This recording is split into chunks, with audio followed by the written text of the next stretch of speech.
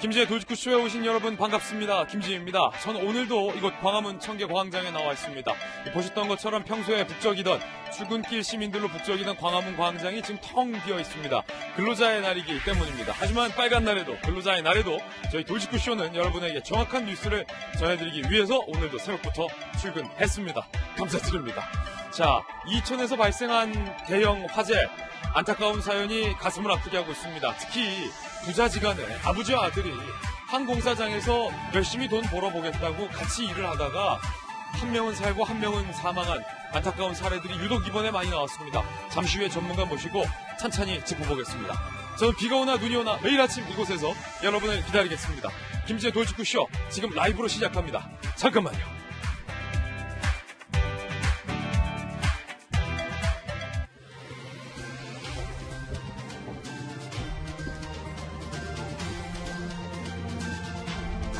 신문 읽어주는 남자입니다. 여권에서 재난지원금을 기부하자라는 이른바 기부 릴레이 메시지가 나왔습니다. 대통령부터 기부할 것이다라는 얘기도 나왔습니다. 과연 국민 중 몇 명이 재난지원금을 받지 않고 자발적으로 기부할 것인가? 과연 이 기부 릴레이 얼마나 효과적일까? 잠시 후 이야기 나눠보겠습니다. 오늘 조간신문 함께 하시죠. 먼저 동아일보입니다. 화재 위험하다 6차례 경고가 있었는데 시공사는 계속 묵살했다는 겁니다. 인재로 드러났다라는 이야기인데 잠시 후 말씀드리겠지만 이번 인재물류센터 참사에는 유독 안타까운 사연들이 정말 많이 나왔습니다. 아들과 아버지가 한 장소에서 일을 했지만 생사를 달리한 부자의 사연도 여러 건 들어와 있습니다. 잠시 후에 이야기 나눠보겠습니다. 막을 수 있었다는 게 더욱더 안타깝습니다. 더군다나 안전공단에서 6차례나 시공사 측에 공사하는 측에게 이거 위험하다, 화재 위험 있을 수 있다 라고 경고를 했는데도 불구하고 그냥 진행됐던 것, 그냥 묵살됐던 것이 이번 참사의 원인 중의 원인으로 꼽히고 있습니다. 막을 수 있었다, 예방할 수 있었다, 무려 6번이나 말입니다. 다음 신문입니다. 이번엔 한겨레 신문입니다. 쓰러져야 보이는 이들의 슬픈 노동절. 마침 오늘이 근로자의 날입니다. 노동절이라는 거죠. 사망자 38명 중에 29명의 신원이 확인됐는데 애석하게도 하청직, 일용직, 이주 노동자들이 참으로 많았습니다. 희생자의 대부분이었습니다. 유가족들은 다 돈 없는 사람이다 라며 이렇게 서로를 안고 오열을 했습니다. 처남과 매형이 함께 참변을 당한 사례도 나왔습니다. 이번 이천 참사가 유독 가슴 아프고 서글픈 이유기도 합니다. 잠시 후 이야기 나눠보겠습니다. 다음 신문입니다. 이번엔 중앙일보인데요. 재난지원금과 관련해서 궁금하신 사안이 상당히 많을 것 같습니다. 잠시 후에 하나하나 여러분들이 궁금하신 것 짚어드리겠지만 신문 읽어주는 남자에서 몇 가지 먼저 알려드립니다. 분가한 대학생은 부모의 건강보험료의 피부양자로 등재돼 있으면 따로 받지 못한다라는 겁니다. 노부모는 주소가 다르면 별개 가구로 인정이 돼서 따로 받을 수 있고요. 11일부터 온라인 접수가 시작되는데 마스크식으로 요일별로 이제 생년이 달리해서 신청을 하는 그런 시스템입니다. 문제는 3개월간 신청 안 하면 자발적 기부 처리가 된다는 사실 명심하시기 바라겠습니다. 가구원이 4명이 넘어도 리미트 한계는 100만 원으로 정해져 있습니다. 잠시 후에 궁금한 것 풀어드리겠습니다. 다음 신문입니다. 이번엔 조선일보입니다. 이번 선거에서 180석 총선 압승을 한 여당에서 이해찬 대표가 개헌에 대해서 얘기하지 마라 라는 자제령을 내렸는데도 이인영 원내대표가 원포인트 개헌안을 8일 처리하자라고 이야기하는 등 당 내에서 이 개헌에 대한 목소리가 나오고 있습니다. 이인영 원내대표는 이렇게 얘기했어요. 국민 100만 명 개헌 발의안 이달 자동 폐기 전에 통과하자. 야당에서 반대를 해도 20대가 아니라 21대에서 처리하면 된다라는 목적이 있는 것으로 풀이되고 있습니다. 문희상 국회의장도 여당 출신인데 8일 본회의 검토라는 입장을 밝혀서 표결 가능성까지 내비친 상황입니다. 다음 신문입니다. 이번엔 경향신문입니다. 야구 소식 하나 들어왔네요. 두산은 여전히 탄탄하다. 국내 선발진 막강 타선 건재하다는 겁니다. 이에 반해서 SK는 원투펀치가 이탈을 해서 투수진이 좀 약해졌고 하나귀와 삼성은 탈꼴찌 싸움 변함이 없다는 겁니다. 이거 어떡합니까? 제가 개인적으로 하나 팬인데 좀 이번 시즌은 잘해봤으면 하는데 여전히 꼴찌에서 벗어나는 싸움을 전망하고 있습니다. 전문가들. 지금까지 신문 읽어주는 남자였습니다. 오늘 아침 저와 함께 등판한 등판 선수 소개하겠습니다. 저희 돌직구쇼 전담 변호사이자 전직 검찰 출신의 젠틀맨 김광산 변호사님 나오셨습니다. 어서 오세요. 서울시 정무 부시장을 역임한 민주당의 김영주 전 의원님 나오셨습니다. 그리고 고시 3관왕 국회의원 출신의 고승덕 변호사님 모셨습니다. 그리고 전직 동아일보 기자 출신의 북한 전문가이자 한양대 교민교수죠. 김수경 교수님 나오셨습니다. 그리고 오늘 특별히 이천 참사를 분석하기 위해서 서울시립대 소방방재학과의 이영주 교수님도 모셨습니다. 어서 오세요. 네, 오늘의 키워드도 저희들이 3가지 준비를 했습니다. 하나하나씩 전해드리겠습니다. 먼저 첫 번째 키워드는요, 안타깝습니다. 6번이나 기회가 있었기 때문이죠. 이천 참사 얘기입니다. 두 번째 키워드는요, 모범. 여당에서 스스로 재난지원금을 기부하겠다라는 이른바 모범을 보이는 모습이 나왔지만 뒷말은 여전히 무성합니다. 국가가 빚을 내면서까지 전 국민에게 주자고 해놓고서 기부를 독촉하는 모양이 돼버렸다라고 중앙일보는 제가 말한 문장 그대로 기사에 썼습니다. 잠시 후 이야기 나눠봅니다. 세 번째 키워드는 제로. 지난 선거 때 수많은 국민들이 투표장에 갔고 비닐장갑까지 우리가 끼지 않았습니까? 그런데 선거로 인해서 코로나 확진자는 단 한 명도 발생하지 않았다고 합니다. 다행인 뉴스입니다. 그런데 고비는 지금 이 연휴가 고비라고 합니다. 이야기 나눠보겠습니다.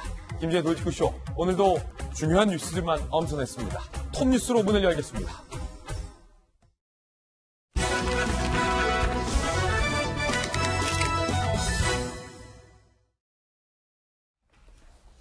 여섯 차례나 참사를 막을 수 있는 방법이 있었음에도 불구하고 시공사 측은 그 경고를 묵살했습니다. 시공사 측은 안전수칙을 잘 지키는 공사장은 어디냐라고 한 조간신문 기자에게 적반하장식으로 되물었다는 뉴스도 나와 있습니다. 그리고 그 이천시장은 정작 참사날 모습을 보이지도 않았다라는 이야기도 유가족들을 더 슬프게 합니다. 톱뉴스 주제부터 공개하겠습니다.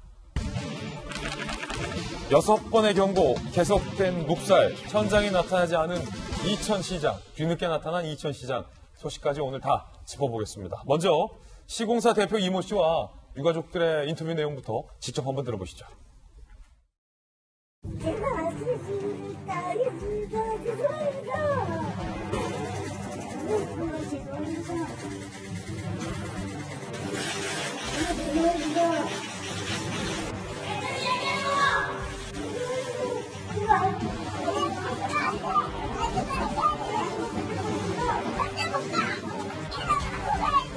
봤으면 사건이 어떻게 갔었다고 얘기를 하고 잘말하고 생각하고 대척하는 거 맞으세요?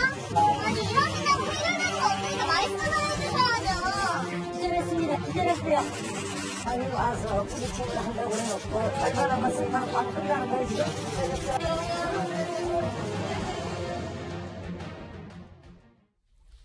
시공사 대표 이모 씨는 울면서 유가족들의 사과하는 모습을 보였지만 오늘 조선일보 기자와 만난 시공사의 현장 안정 책임자는 혐의를 인정하느냐, 안전수칙은 다 지킨 거냐라는 기자들의 질문에 대해서 안전수칙 다 지키는 데는 어딨냐, 건설 현장에선 다들 그렇게 한다라고 오히려 항변을 했다는 뉴스도 오늘 조선일보에 보도되고 있습니다. 일단은 이 교수님, 예. 이 건설사 측은 오히려 항변하고 있어요. 네. 안전수칙 다 지키는 데가 어딨냐, 건설 현장에서 다 그렇게 한다. 네.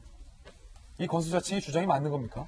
약간 좀 차이는 있을 수 있는데요. 대형 건설 현장이라든지 이런 부분들은 이전에 공사 현장에 화재가 굉장히 많이 발생했었기 때문에요. 이런 부분의 안전조치라든지 이런 부분이 상대적으로 잘 지켜지고 있는 곳들도 대부분입니다. 다만 이렇게 중소형의 현장 같은 경우에는요. 실제로 사실상 안전관리라고 하는 것 자체가 제대로 체계화되어 있지 않고 또 그럴 여력도 없고 그렇기 때문에 상당히 부실한 부분들이 있고요. 특히 또 더더욱이 이렇게 완공을 앞둔 시점, 이렇게 이제 급한 시점에 있어서는요, 여러 공정들이 동시에 맞물리면서 굉장히 복잡하게 일이 동시다발적으로 이루어지는 이런 상황들은 사실 대형 현장이나 작은 현장이나 다 마찬가지로, 그러니까 공사 막바지의 관리가 좀 부실해지는 이런 상황들은 분명히 있습니다. 건설사 측의 한 책임자는 내가 불렀냐, 우리가 무슨 잘못이 있느냐라고 얘기를 했지만 찬찬히 뜯어보면 잘못이 있는 게 맞습니다. 함께 보시죠. 특히나 6차례 공단에서 경고를 했다는 겁니다. 지난해 3월부터 올해 3월까지 현장을 확인 후 야, 이거 불날 수 있다. 6번이나 불날 수 있다. 지난 4월 유해 위험방지 계획서 위험 수준 1등급이었어요. 우레탄 폼, 특히 이번 화재의 원인이 되는데 용접 중에 그거 불날 수 있다 나는 정말로 구체적인 이거 뭐 예언에 가까운 경고도 있었어요. 이번 화재가 우레탄 폼 용접 중에 폭발을 해서 독가스가 나온 거 아니겠습니까? 이번 사고 원인을 예언처럼 사전에 경고를 했는데도 시공사 측은 현장에서 무시했다. 묵살했다. 반영하지 않았다라는 겁니다. 경찰 조사 후 현장 안전 책임 담당자는 조선일보 기자에게 내가 불렀냐? 안전수칙 다 지키는 건설 현장 어딨냐? 라고 항변했지만 6차례 경고를 묵살한 책임은 분명히 시공사 측에 있어 보입니다. 화재 현장 인부 이모 씨는요, 불이 날 수밖에 없는 현장이었다. 안전관리자도 안전교육도 없이 막무가내식으로 현장 투입되는 방식이었다. 20년 동안 내가 다닌 공사 현장 중에 최악이었다라고 얘기를 하기도 했습니다. 이 교수님, 이 공사장, 이 시공사 측이 무엇을 잘못한 겁니까? 우선 기본적으로 가장 이 화재의 원인, 직접적인 원인이 됐던 것들이 어쨌든 유증기에 의한 이런 폭발이잖아요. 근데 사실 가장 공사의 어떤 기본적인 원칙이라고 한다면 가연성, 이를테면 가연성이나 폭발의 위험이 있는 이런 도장 작업이라든지 우레탄 폼 작업 같은 경우는 화기 작업과는 같이 해서는 절대 안 되고요. 우레탄 작업 시공과 이 용접 시공은 따로따로 해야 된다. 그렇죠. 불을 직접 사용하는 이런 것들은 사용해서도 그 주변에서 공정을 이루어져도 안 되고 또 주변의 경고라든지 안전조치 같은 것들이 충분히 이루어져야 되고요. 또 지하 공간 같이 밀폐되어 있는 경우에는 가장 중요한 건 환기거든요. 이러한 것들이 유증기로서 그 안에 차 있었을 때 폭발 위험성이 워낙에 높기 때문에 환기라든지 이런 부분들을 충분히 할 수 있어야 되는데 이런 안전의 조치들이 하나도 지켜지는 것이 없는 이런 방금 교수님이 말씀하신 부분이 안전보건공단에서 6번이나 경고했던 내용과 동일한 거잖아요. 예, 맞습니다. 그 보건공단에서도 지적한 이유는 이 현장의 특수성도 있지만 이건 공사 현장에서는 기본적으로 지켜야 되는 사항들인데도요. 그런 것들이 지켜지지 않고 공사가 진행됐다는 건 여기 이 현장이 굉장히 위험하구나라는 것들을 인지했기 때문에 반복적으로 그 부분을 지적한 것으로 보이고요. 예. 한마디로 기름을 뿌려놓은 데다 불을 쓰는 뭐 이런 표현으로 비유가 가능할 것 같습니다. 굉장히 위험한 상황이었던 거죠. 예. 아니 김영주 의원님 네. 그런데 6차례 경고도 묵살했고 공사의 기본도 지켜지지 않았고 우레탄 폼과 용접 작업까지 같이 해서 결국은 공단이 마치 예언처럼 경고했던 것. 네. 야 너네 우레탄이랑 용접 같이 하면 폭발할 수 있어. 라는 경고가 사실대로 됐는데 네. 현장 안전 책임자는 우리가 불렀습니까? 라고 물어본다는 것. 아직도 뭔가 현실 인식을 못하고 있는 것이 아니냐. 네. 결과적으로 이 자세히 보면 2018년도에 제천사고, 밀양 세종병원 사고 이후에 위해 물질에 대한 어떤 그 기준이 강화됐습니다. 그런데 자세히 들여다보면 이 말하자면 불에 탈 수 있는 가연성 마감재를 쓰는 것은 3층 이상 안 된다 돼 있거든요. 지금 이게 지하 4층, 지상 2층입니다. 설계 때부터 이러한 법 규정을 피해가려고 했다라고 하는 부분이 하나 있고요. 작년에 광교 신도시 오피스텔 사건에서 한 명 죽고 뭐 10명 가까이 다쳤을 때도 결국에는 최종적으로 페널티가 어떻게 되냐면 벌금 400만 원. 너무 담당자에 대한 벌금이 낮고. 그래서 이렇게 세게 나오는 겁니까? 내가 불렀냐? 네. 안 지키는 데가 더 많다. 뭐 네. 이런 식의. 이제 그런 부분. 그리고 실제적으로 다 이 법 자체가 어떻게 되어 있냐 하면 최종적인 어떤 시행 책임자, 시공 책임자 중심으로 되어 있는 것이 아니라 말단 직원에게 이렇게 제가 가도록 그렇게 지금 법이 되어 있는 게 대다수입니다. 예. 그러다 보니까 거의 하청 노동자들만 죽는 거고 하청 업체가 꼬리 자르기 형태로 페널티 물고 가는. 이제 실제로 법적으로 보면 건설사가 벌점을 많이 받으면 큰 수주를 못 한다는 부분이 있긴 하지만 그 구조를 깨지 않으면 어렵다라고 하는 부분이 분명히 있습니다. 저는요, 지금 현장 안전 책임 담당자가 지금 보시는 것처럼 안전을 책임져야 할 담당자잖아요. 그런데 공단에서 이미 6차례나 경고를 했고 구체적인 위험 가능성까지 예고를 했는데도 묵살하고 나서 하청 근로자한테 이렇게나 많이 돌아가셨잖아요. 오늘 근로자의 날이에요. 그런데 안전 책임자가 내가 불렀냐. 그러니까 결과적으로는 지금 이제 어떻게 이럴 수 있죠? 보건안전공단에서 항상 하는 것이 조건부 통과를 해요. 6번 하면서도 최종적으로 이렇게 개선했다 그러면 형식적으로 조건부 통과하면 그 다음에 책임을 누가 지냐면 지방노동청이 집니다.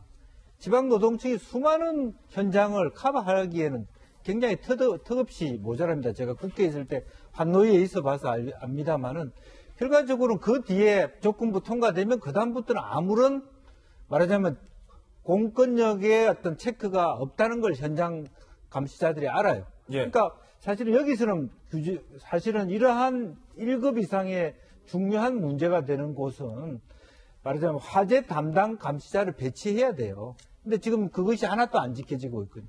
그다음에 용접을 하면서도 덥게도 안 덥고 일정한 공간도 확보하지 않는 그것이 전반적인 어떤 현장의 불감증이 아니냐 그렇게 보입니다. 오늘 제가 조금 목소리를 높여서 시청자 여러분들에게 양해 말씀을 드립니다만 왜 이렇게 안타깝냐면 오늘 근로자의 날인데 지금부터 전해드릴 이 안타까운 희생자들의 사연 때문입니다. 함께 살펴보시죠. 화마가 갈라놓은 부자의 생사. 지하 2층의 부자 사연이 오늘 나왔습니다.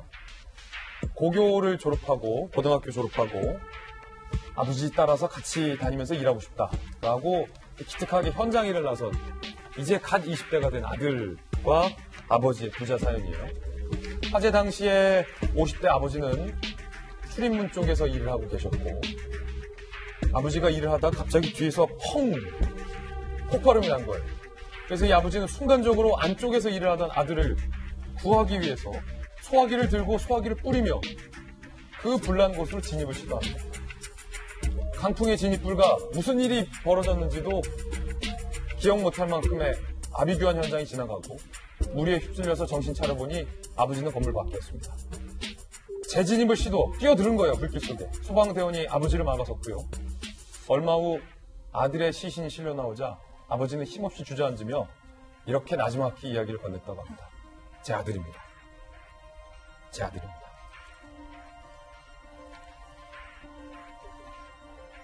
또 다른 사연도 있습니다.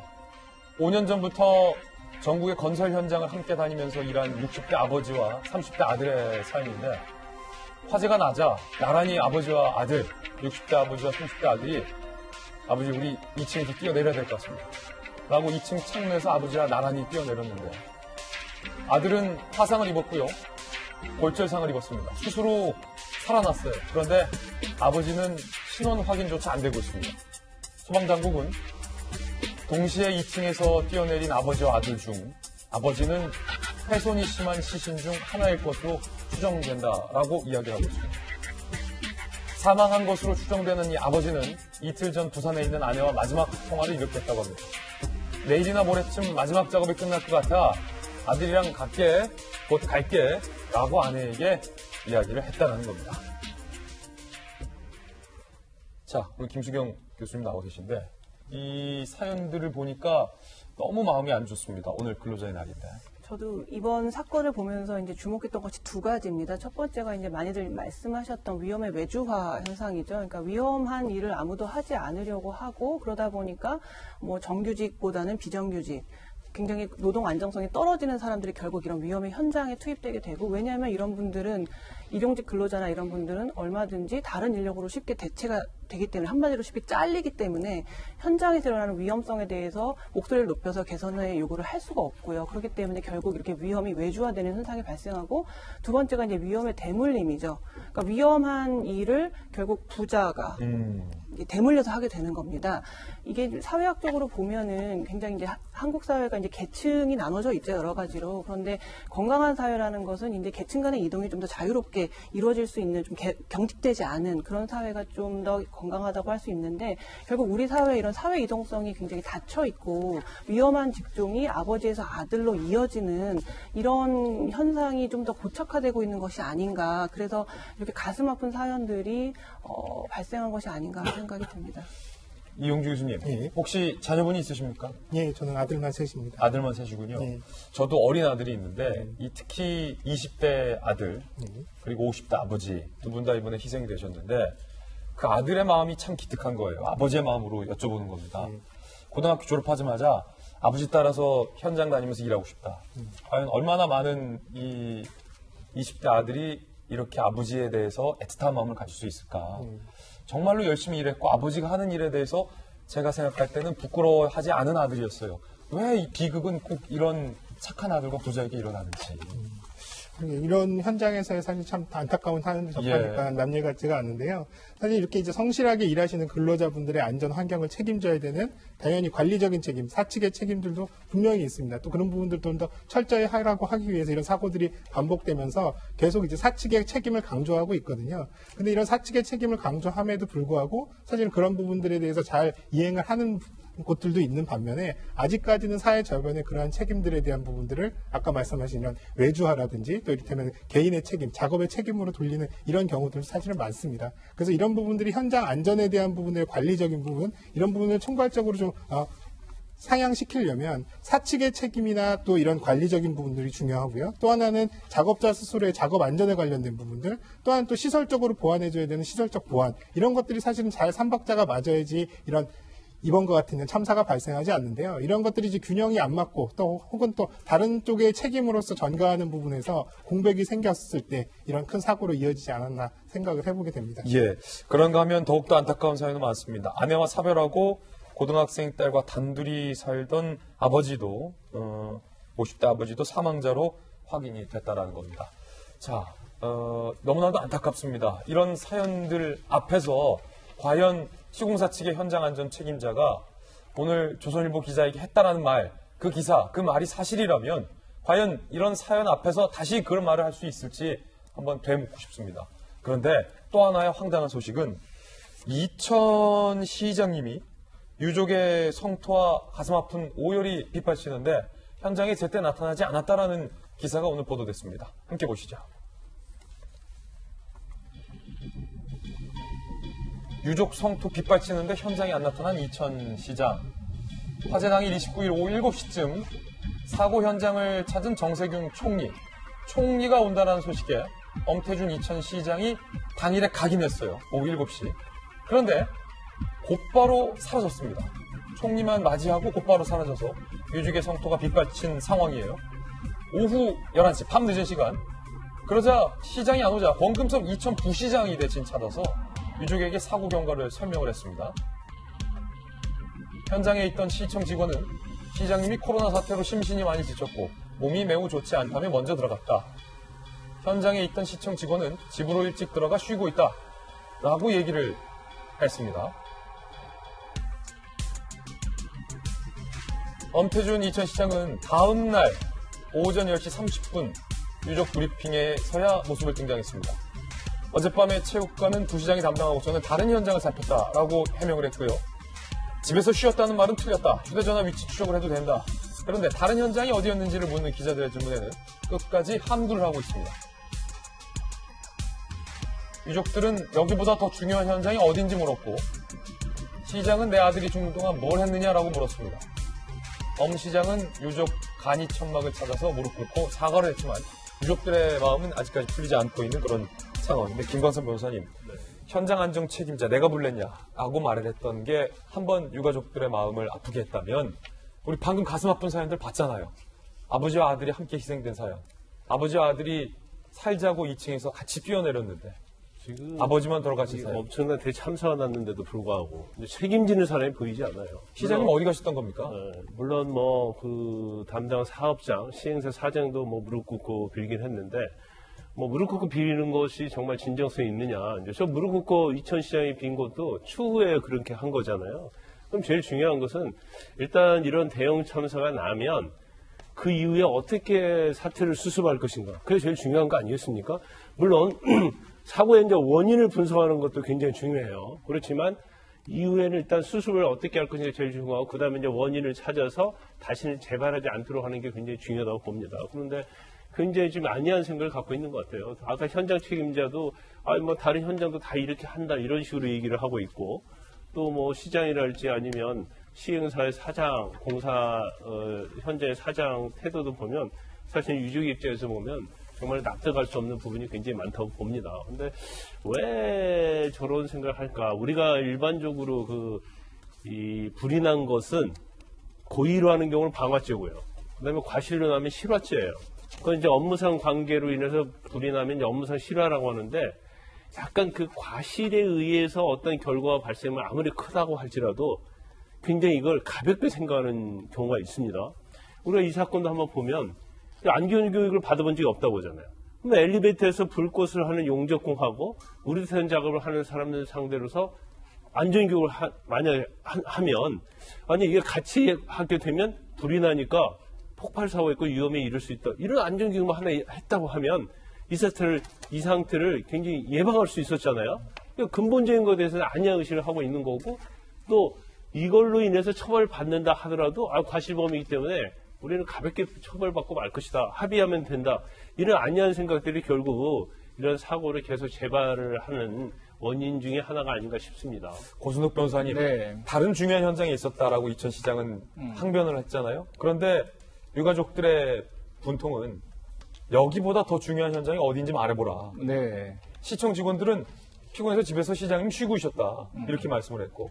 사실 이제 유족들 입장에서는 가뜩이나 지금 엄청난 일을 당했는데 시장이란 분이 정말 총리 와가지고 인사만 하고 유족들 앞에는 나타나지도 않고 사라졌다는 게 지금 분노를 할 일이거든요. 저는 혹시라도 이런 생각을 해보는 거예요. 이제 이번에 그 희생당한 많은 분들이 일용직이기 때문에 사실 이천 시민은 아닙니다. 그러니까 혹시 유권자가 아니라서 좀 무시를 했지 않나 하는 그런 좀 생각도 해보는 거고요. 하지만 시장으로서는 그 이천에 좀 특수한 그런 상황이 있어요. 뭐냐면 이제 이천에 유명한 게 이제 쌀밥집 아닙니까? 저도 이제 그 이천 쌀밥 먹으러 그 근처 지나가다가 이제 들리기도 하는데 이천 IC를 나가보면 온통 물류창고입니다. 그래서 이천이 쌀밥도 유명하지만 물류창고로도 굉장히 유명한 거고. 그렇군요. 물류창고 하나 지으면은 정말 입권이 100억에서 200억 간다는 말도 있어요. 허가를 잘 안 해주니까.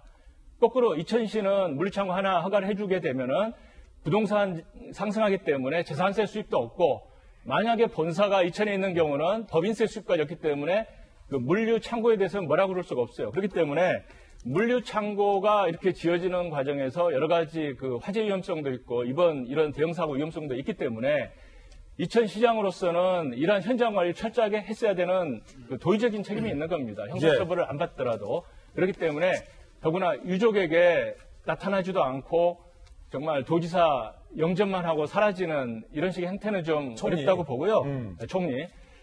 이천시장으로서는 그날 뭘 했어야 정당하냐면 자, 내가 이제 재난안전대책본부를 빨리 설치하고 대책을 세워야 되는데 자, 현장에는 뭐 부시장이라든가 국장이 우선 여러분들을 대해서 구체적인 걸 세울 것이다. 나는 시청 들어가서 이제 안전대책본부를 세우고 이거 수습이라든가 여러분들의 대책 마련에 최선을 다하겠다. 이런 말 했으면 아무런 문제가 없었습니다. 그래서 이천시장 분명히 그 무책임했다는 말을 지적하지 않을 수가 없을 것 같습니다. 예. 이천시장이 유권자가 아니기 때문에 무시한 것 아니냐라는 의견은 고승덕 의원님의 네, 개인적 견해라는 건 네. 말씀드리는데 분명한 것은 그날 밤새 이천시장님께서 어디에 있었는지 왜 그 장소에 가지 않았는지에 대한 추가적인 해명이 유가족들은 요구하고 있다는 겁니다. 이영주 교수님, 예. 유가족들이 이런 거 요구할 만하죠. 예, 맞습니다. 사실은 또 이 지역 같은 경우는요, 사실 또 이전에 이런 화재가 발생했던 또 유사한 화재가 발생했던 이력이 있잖아요. 아, 그렇습니까? 예, 그러니까 2008년도에 냉동창고 화재로 그 당시에도 또 40여 명이 사망한 이런 아주 큰 사고가 있었거든요. 그렇다면 더더욱이 다른 지역보다는 훨씬 안전에 관련된 부분들 또 이런 것들이 사실은 뭐 특정한 권한이 없다 하더라도 훨씬 더 관리를 열심히 해야 될 또 그런 책임과 의무를 또 가지셨어야 되는데요. 이런 부분들로 있어서는 사실 이런 유가족들이는 안전에 대한 부분들을 왜 빨리 챙기지 못했냐 또 그리고 이런 사고가 발생한 이후에 적극적으로 이런 부분들을 수습하려는 또 노력들을 보여주지 않느냐에 대한 부분들은 당연한 어떤 문제 지적이고 또 요구라고 볼 수 있겠습니다. 예, 오늘 근로자의 날인데 많은 일용직 근로자들 또 하청 근로자들이 이번 사고로 희생이 돼서 여전히 마음이 안타깝고 무겁습니다. 특히 아버지와 아들의 희생당한 사연 때문에 아마 많은 국민들이 가슴을 아파할 것 같습니다. 오늘 그래서 이런 일이 다시는 재발돼서는 안 된다라는 의미로 이영주 교수님 모시고 또 전문적인 이야기 들어봤습니다. 교수님 감사합니다. 네. 네, 이번에 저희가 준비한 다음 뉴스입니다. 주제부터 공개합니다. 민주당의 지원금 기부 릴레이, 지원금 기부 릴레이. 전 국민에게 재난지원금을 지급하기로 결정을 했습니다. 그런데 문제는 안 그래도 이 세금 사정이 넉넉지 않기 때문에 이 재원을 어떻게 마련할 것인가에 대한 구체적인 해법이 마련되지 않았다는 겁니다. 결과적으로 빚을 내서 전 국민에게 재난지원금을 지급하되 자발적으로 기부를 받기로 했습니다. 일단은 여당발 기부 드라이브에 대해서는 잠시 후 이야기 나눠보고 많은 분들이 궁금해하시는 게 언제 지급되고 어떻게 받을 수 있느냐와 관련된 궁금증일 겁니다. 그 궁금증 지금 바로 풀어보겠습니다. 전국민 재난지원금 언제 어떻게 받을 수 있을까 궁금하시죠? 자, 일단은 얼마 주나? 요게 가장 큰 관심사인 것 같아요. 그냥 얼마 준대? 뭐 요거 있잖아요.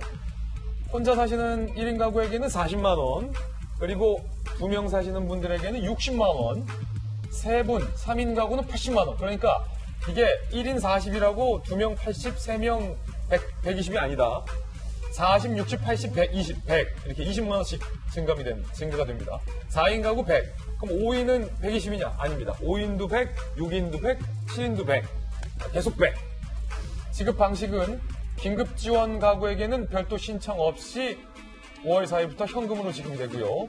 일반 대다수의 가구들에게는 신용카드나 체크카드로 입금 받는 법, 지역사랑 상품권으로 받는 법, 지역 선불카드로 받는 법 중에 한 가지를 택하셔야 되고 온라인과 오프라인 신청이 가능합니다. 대형마트, 백화점, 온라인 쇼핑몰 등은 사용할 수 없고 신청자가 거주하고 있는 광역 지자체의 상점들에서는 사용이 가능합니다. 궁금하신 분들 질문도 몇 개 꼽아왔어요. 월세도 낼 수 있나요? 안 된다. 소비만 가능합니다. 월세 납부는 사용이 불가합니다. 신청하지 않으면 어떻게 되나요? 3개월 내에 신청 안 하면 기부하신 걸로 정부가 감사히 받습니다. 기부, 신청 단계에서 기부 의사 표시 및 수령 후 근로복지공단을 통해서 기부하는 방법도 있고 3개월 내에 신청 안 하는 방법도 있습니다. 연말정산이나 종합소득세 신고 때 15% 정도 세액공제 해준다고 합니다. 참고하시기 바라겠습니다. 그런데 문제는 이게 전 국민에게 다 줄 만큼 넉넉지 않다는 겁니다. 나라 곳간이. 그래서 여당발 기부 드라이브도 나왔습니다. 함께 보시죠. 사상 첫 재난지원금 여당발 기부 드라이브. 사실은 요 포인트가 오늘 많은 조간신문들의 주목이에요. 어제 국회가 전국민 긴급재난지원금 14조 3천억 원 규모의 추경을 통과했는데 청와대에서는 대통령이 1호 기부자가 될 가능성이 있다라고 얘기를 했고요. 자, 민주당 의원들, 여당 의원들이 이제 기부 드라이브를 걸기 시작합니다. 송영길, 저와 우리 가족들은 모두 기부하기로, 여유 있는 분들은 더 어려운 분들을 위한 자발적 기부 운동 일어나길. 백혜련 의원, 이번 코로나 사태에서 보여준 국민의 높은 시민의식으로 볼 때 생각 이상으로 많은 기부 이루어질 것이라고 얘기했습니다. 이정문 당선인, 나의 기부금이 더 필요한 곳에 쓰이길 바란다. 더불어시민당 관계자, 현역 의원들도 당선자들도 기부하겠다는 분위기다라고 얘기를 했습니다. 그런데 오늘 이 기사를 중앙일보는 보도하며 일면에 중앙일보가 이렇게 썼습니다. 기사 그대로 인용하여 읽어드리겠습니다. 긴급 재난지원금이 필요치 않은 이들에게까지 나랏빚을 내서 돈을 주기로 하곤 정작 이들이 받아갈까 촉각을 곤두세우고 받아가지 않는 걸 기부로 치장하는 정책이 낳은 풍경이다. 경제 준전시를 앞두고 재정 이력을 살펴야 한다는 정부의 입장이 총선에 매몰된 정치권, 특히 민주당의 압박에 밀린 결과다라고 오늘 중앙일보는 일면 기사에서 쓰고 있습니다. 장성철 소장님 나오셨습니다. 네. 국회 25년 계셨는데 네. 자, 이 기사에 대해서 다른 한겨레 신문 등에 대해서는 환영하는 기사가 나왔는데 중앙일보 기사에서는 제가 읽어드린 것처럼 우려하는 기사도 나왔습니다.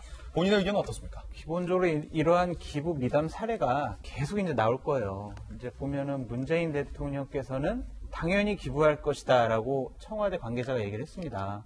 그리고 많은 여당 의원들께서도 기부에 할 것이다. 기부에 동참해달라는 얘기를 하고 있는데 이렇게 권력을 가진 분들의 선한 의지와 운동은요. 자칫 잘못하면 압력으로 비춰질 수 있습니다. 압력? 그럼요. 그러니까 이러한 것들이 저는 상당히 나쁜 정치가 아니냐라는 생각이 들어요. 세수가 펑크가 나고 국민들께 다 못 들리는데 결국에 기부로 인해 가지고 다 받지 못하면 원래대로 계획했던 대로 기부를 받지 못하면 세수가 펑크가 납니다. 그러면 그거 국민 탓입니까? 기부를 안 한 그러한 분들의 탓이냐고요. 그러니까 이렇게 정치를 남 탓으로 하는 것 이것이 상당히 좀 문제라고 보여지고요.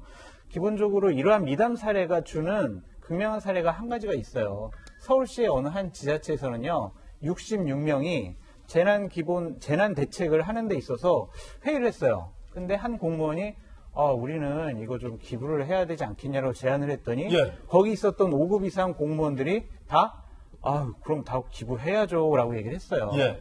대통령 기부하시고 장관, 차관 기부하시고 이러면 고위공직자들 다 기부 안 할 수가 없습니다. 동참할 수밖에 없어요. 저는 이것을 전체주의적인 그러한 성격을 갖는 것이 아니냐라는 생각이 들어요. 우리나라는 자유민주주의잖아요.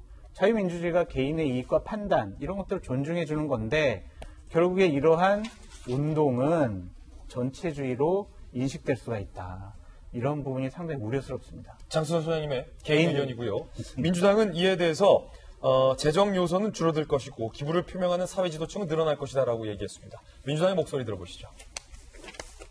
지원금을 수령하지 않고 기부하겠다 이렇게 표명을 하시는 고소득층이나 사회 지도층이나 국민들이 많아진다라면 캠페인이 형성이 되고 많아지게 된다라면 그만큼 추가적인 재정 소요가 줄어들게 되겠죠.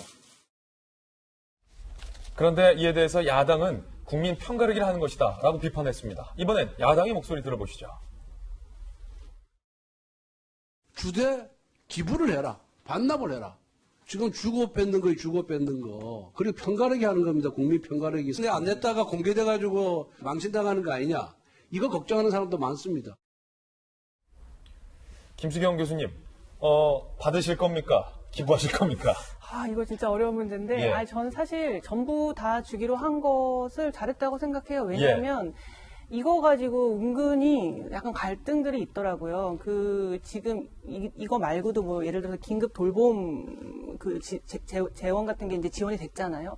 그럼 이제 온라인 카페 같은 데서 이걸 받은 사람, 안 받은 사람은 뭐에 쓸 거냐, 뭐 이런 걸 가지고 은근히 갈등이 생기더라고요. 그래서, 국난의 상황에 모두에게 이게 주기로 한 결정에 대해서 저는 뭐 좋게 평가합니다. 그리고 기부 운동도 좋아요. 그러니까 국난이 있을 때 국민들이 모두 힘을 합쳐가지고 이렇게 극복하는 그런 여러 가지 여태까지 역사적 사례가 있었잖아요. 그래서 이것도 좋은데 문제는 이걸 정부가 자꾸 주도한다는 거예요. 예. 만약에 시민들이, 우리 이거 좀 기부해가지고 재정이 어려우니까 우리 자발적으로 기부합시다. 이런 운동이 일어난다면 저는 뭐 너무나 훌륭하다고 생각하지만 정부가 나서서 이거 3개월 안에 안 신청하면 기부한 걸로 간주하겠다. 그리고 좀 돈 많이 버시는 사람들은 그냥 기부해라. 이런 식으로 얘기를 하게 되면은 첫 번째로 기부라는 거는 돈 내는 사람이 기분 좋게 해줘야 되는 거예요. 예.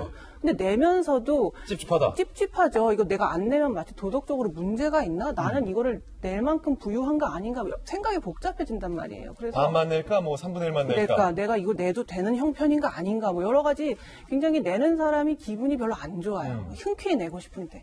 두 번째로는 이 국난을 극복하는 1차적인 책임은 어쨌든 정부한테 있는 거예요. 정부가 판단해서 이거 재정에 뭐 너무 무리가 되니까 70%만 주자고 판단할 수도 있고 재정이 뭐 넉넉하니 뭐 100% 주자고 할 수도 있는데 그에 따르는 비난이나 비판은 받아야 돼요. 정부가 어쩔 수 없어요. 모두를 행복하게 해줄 수는 없거든요. 근데 그 비판의 공을 국민한테 던지는 거예요. 국민이 기부를 함으로써 이런 식의 내러티브를 짜는 거죠. 이렇게 어려운 상황에서 국가가 무리가 되는데도 정부에게 줬고 그래서 그 일부를 또 잘 사는 사람들이 기부를 했네. 이렇게 내러티브를 짜가지고 우리가 국난을 극복했다라는 식으로 내러티브를 짜서 이걸 극복하는 것 자체가 저는 좀 그 비판마저도 듣기 싫었던 건가? 그런 생각이 좀 들어서 그냥 비판도 달게 받고 국민이 뭐 당연히 자발적으로 기부를 해주면 좋지만 뭐 안 하면 할 수 없는 거죠. 이런 식으로 자꾸 분위기를 만들어서 기부를 안 하는 게 마치 내가 도덕적으로 좀 너무 욕심 많은가? 이런 식의 생각을 갖게 하는 것 자체가 국가가 책임져야 될 부분을 자꾸 국민한테 공을 넘기는 것 같아서 저는 기분이 조금 별로라고 생각합니다. 예, 김웅주 의원님. 네.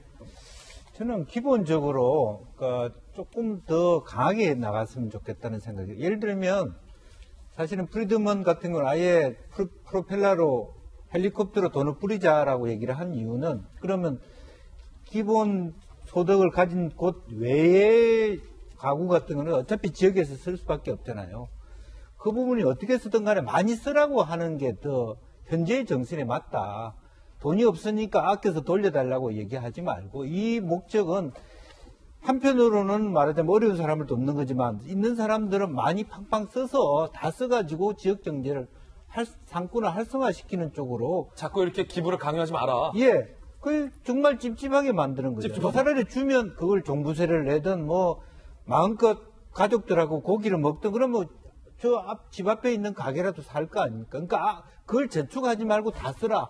차라리 이게 흔쾌하지 않나 나는 그런 생각이 들어요. 근데 왜 자꾸 기부하러 가는 겁니까? 그러니까 그런 것들이 나는 참 조심스러운 게 뭐냐면 이거 자체도 코로나도 잘 극복했고 어려운 경제 상황도 기부를 통해서 한국인들은 극복하더라는 미담을 스스로 만들어 가려고 하는 그런 정부가 그런 생각을 가졌다면 이건 굉장히 잘못된 판단입니다. 네. 그런 욕심을 버려야 돼요. 예. 그건 김용주 의원님 개인. 제가 개인적인 생각인데 차라리 솔직히 우리 어렵지만 이 정도는 우리 경제가 체질적으로 극복할 수 있다. 1, 2조 더, 지금 14조지만 1조는 스스로 말하자면 세액 조정했지 않습니까? 실질적으로 그 정도 버틸 수 있다.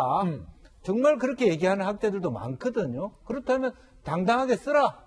써서 정말 지역 경제를 활성화될 어려운 가장 미리 선불을 해서 돈을 쓰던 단골집에서 미리 돈을 갚던 그런 식으로 지역 경제 활성화를 쓰라고 당당하게 얘기하지 않고 이건 애매하게 입장을 정하는 거잖아요. 이거는 기부로 주고 그러면 더 명확하지 않잖아요. 얼마나 예. 기부가 될지. 뭐 기부를 할지 안 할지 얼마나 하겠어? 별로 안 할 거라고 봅니다. 별로 안 할 거라고 본다. 차라리 제가 아까 우리 김 교수 얘기한 것처럼 다 쓰라고 했으면 우리 안 쓸게. 정말 그거는 좋은 얘기죠. 근데 돈 있는 사람은 기부해라. 그럼 그 선한 마음이 생기지 않죠. 예. 그러니까 벌써 저희들 사이에서도 제가 김건삼 변호사님한테 여쭤보는 거예요. 받을 겁니까? 안 받을 겁니까? 이게 근데 일반 그 국민들 사이에서도 은근히 사실은 신경도 쓰일 것 같아요. 아, 그 옆집에 철이네는 기부했다는데, 아, 여보, 우리는 철이네보다, 낫지도 않은데, 이거 기부해야 되나? 아니면 그냥 받고 조용히 있을까? 괜히 받으면 받은 사람이 좀 미안해질 것 같기도 하고. 아, 근데 그게 모든 가구가 실질적으로 고민을 하고 있을 거예요. 예. 그런데, 세대주한테 준다는 거거든요. 그럼 저는 세대주입니다. 예. 그런데 저희는 4인 가족이기 때문에 100만 원을 받을 수가 있는데, 다 성인이에요. 그래서 내 마음대로 나 세대주니까 기부할 거야. 받을 거야. 그렇게 얘기 못 해요. 일단 회의를 해야 할 것 같아요. 근데 당연히 여당에서 기부 드라이브를 거는 것은 굉장히 당연하다고 저는 봐요. 당연하다? 왜 당연하다고 보냐면 일단은 70% 지급하겠다고 했다가 총선 공약으로 다 주겠다고 했잖아요. 예. 근데 여당에서 기부를 하겠다고 하는 것 자체는 사실은 그러면 총선 공약에서 했으니까 어쩔 수 없이 한 것이라는 거 어떻게 보면 의미하는 게 되는 거 아니에요?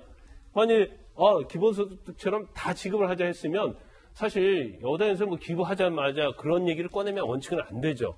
그렇지만 총선에 이미 우리가 공약을 했는데 이거 안 하기는 그렇고 끌려가는 거예요. 어떻게 보면. 그리고 우리가 이런 생각을 좀 해봐요. 주려면 좀 깔끔하게 주는 게 좋다고 봐요. 처음부터 안 주려고 했으면 70% 주면 되는 거죠.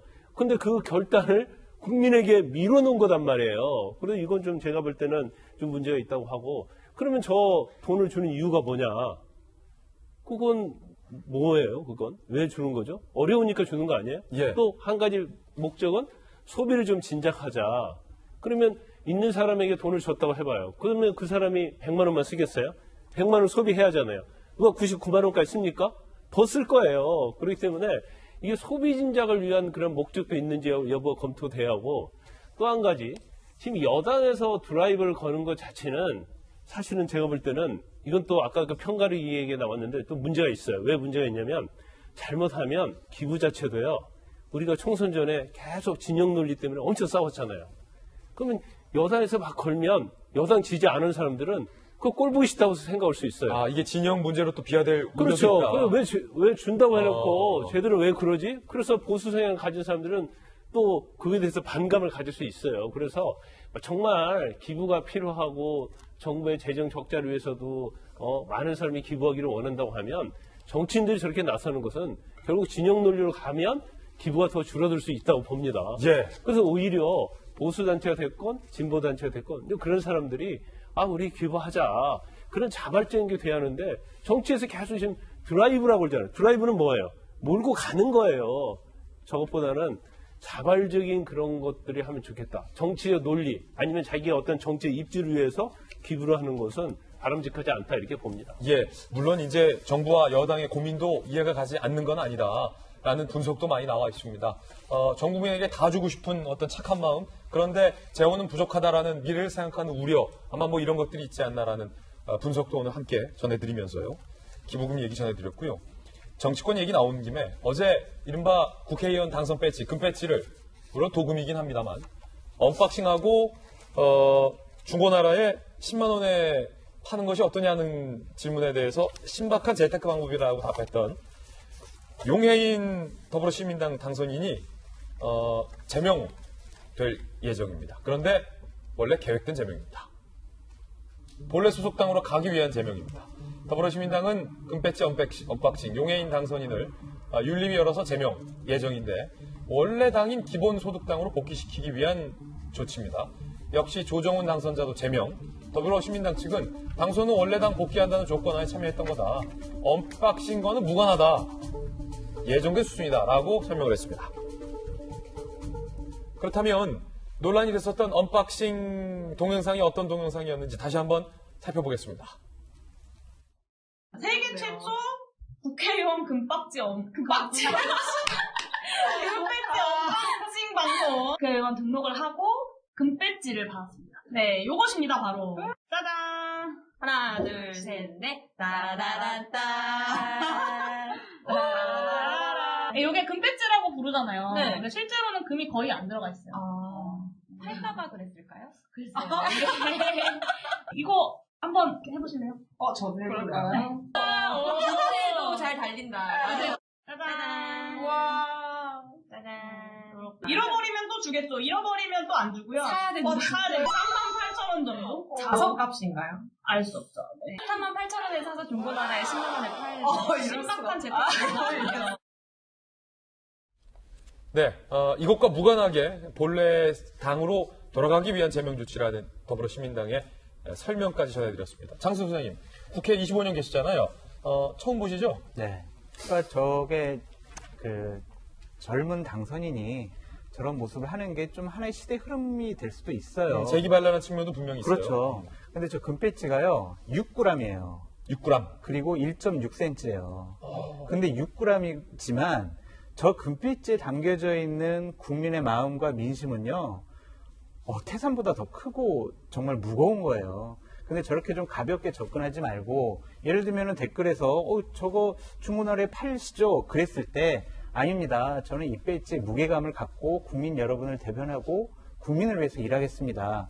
그런 식으로 말했으면 그랬으면 100점이죠. 정말 용해인 당선자가 상당히 참 100점 맞았을 텐데 그것까지는 생각을 하지 못한 것 같아요. 근데 하지만은 이번에 이러한 보도들이 많이 나와서 본인이 그 금배지와 국회의원이라는 자리가 얼마나 중요하고 무거운 자리인지 다시 한번 느꼈을 거라고 믿고요. 국회에 들어가서 정말 열심히 의정활동 잘 해주기 바랍니다. 고승덕 의원님, 더불어시민당이 제명한다는 소식이 떠서 처음에 이 금배지 언박싱에 대해서 윤리적으로 문제가 있다라고 생각을 한 건가라고 기사를 찬찬히 봤더니 그게 아니라 원래 있던 소속 정당으로 돌려보내기 위한 조치라는 설명이에요. 네. 이제 제명하려면 이제 윤리위를 거쳐야 되는데 저는 이제 윤리위에서 어떤 근거로 제명하는지 모르겠어요. 원래대로 돌려보내기 위해서 윤리위에서 제명한다.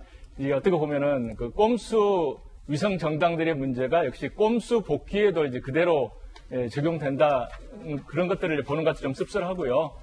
사실 이제 용해인 우리 당선인이 이제 금배지 언박싱을 하셨는데 저는 이제 그 모습을 보면서 사실 이게 뭐 재테크 수단이 될 수 없다는 건 우리가 명백히 서로 잘 알고 있습니다. 왜냐하면 국회의원 아닌 사람이 이걸 다는 순간에 이건 부정사용으로 걸릴 수가 있거든요. 그렇군요. 물론 이제 소장품으로는 누군가가 10만 원 주고 살 수도 있겠지만 뭐 달고 다닐 수는 없는 건데 저는 저걸 보면서 조금 전에 말씀하신 것처럼 저렇게 무거운 배지, 그러니까 민심을 생각하면 저렇게 무거운 배지를 마치 정말 사고 싶은 어떤 아이템을 득템하는 그 모습으로 국민들한테 비춰졌다고 하는 것이 국회의원이라고 하는 자리는 어떤 득템의 자리가 아니거든요. 국민을 위해서 봉사하고 책임을 느끼는 자리이기 때문에 새로운 각오가 필요할 것 같다는 생각을 해봅니다. 예. 그런가 하면 미래통합당은 비대위 체제에 난항을 겪고 있습니다. 심재철 원내대표가 나 포기한다. 내 역할은 여기까지다. 급기야 이런 선언까지 했습니다.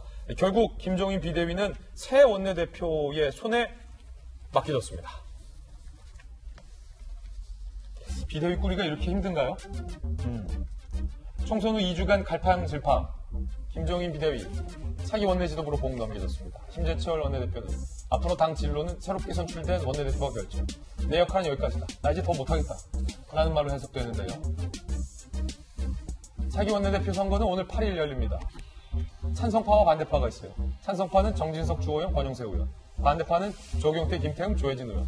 그러면 미래통합당의 비대위를 꾸리는 앞으로 미래통합당의 미래가 지금 찬성하는 원내대표가 당선되냐 반대하는 원내대표가 당선되냐의 여부에 달렸다는 얘기가 맞는 겁니까? 장 소장님? 예? 올바른 방향입니까? 거기 기본적으로 상당히 걸림돌, 허들이 있어요. 정우택 상임정국위원회 의장이 여러 가지로 중요한 키포인트예요.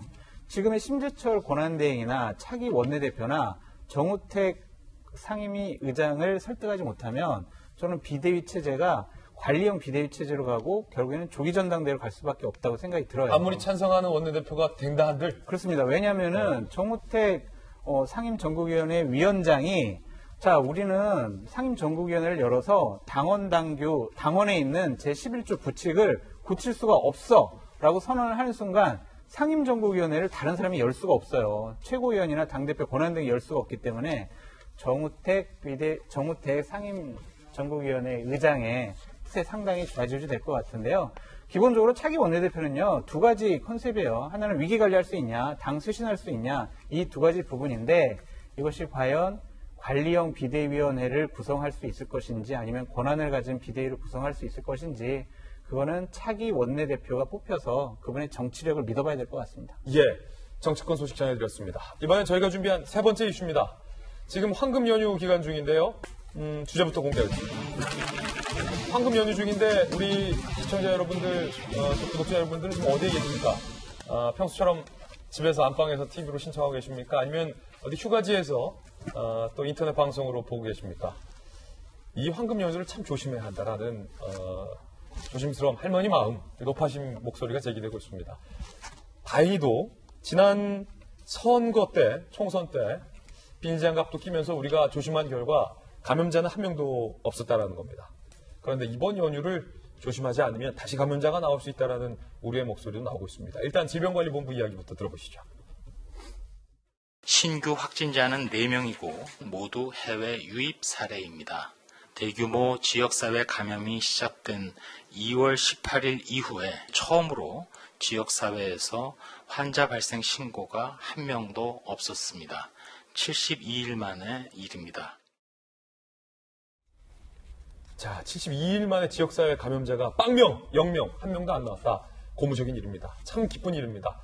선거가 있었는데도 불구하고 감염이 없었다는 겁니다. 우리 국민들의 힘입니다. 이건 국민들이 잘 사회적 거리 유지에 힘을 썼기 때문입니다. 그리고 함께 국민들을 위해서 애썼던 공무원들의 노력도 있긴 합니다. 공무원들도 참 애쓰셨습니다. 그런데 진짜는 지금부터다.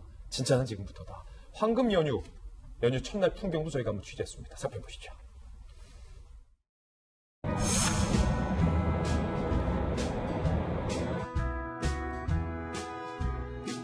갑갑하게 있다가 오랜만에 나오니까 너무 좋아요.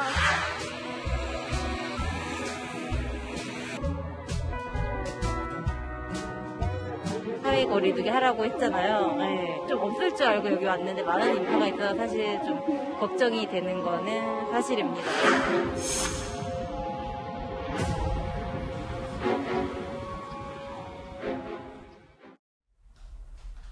지금 전국이 황금 연휴를 맞아서 북적북적 전국 방방곡곡이 북적북적하다고 합니다. 함께 보시죠. 어제 하루에만 제주도를 방문한 관광객이 4만 500여 명. 엄청 많죠? 연휴 기간 방문객은 당초 예상됐던 18만 명보다 많은 20만 명 이상, 그러니까 20만 명을 넘을 것으로 전망을 하고 있습니다. 제주가 뭐 거의 북적북적. 제주 주요 관광지는요, 초여름 날씨까지 따뜻해서, 초여름 날씨처럼 따뜻해서 마스크를 벗고 다니는 시민도 기자들의 눈이 많이 보였습니다. 2m 거리두기는 사실상 지켜지지 않는다라고 많은 기자들은 판단을 하고 있습니다. 해운대 해수욕장도 벌써 지난주보다 50% 이상 증가했고요. 고속도로도 꽉꽉 막혀요. 서울 강릉 구간은, 서울에서 강릉 가는데 6시간 반이 걸려요? 와, 서울에서 강릉 가는데? 가겠네요. 김포공항 검색대는 끝없는 대기줄이.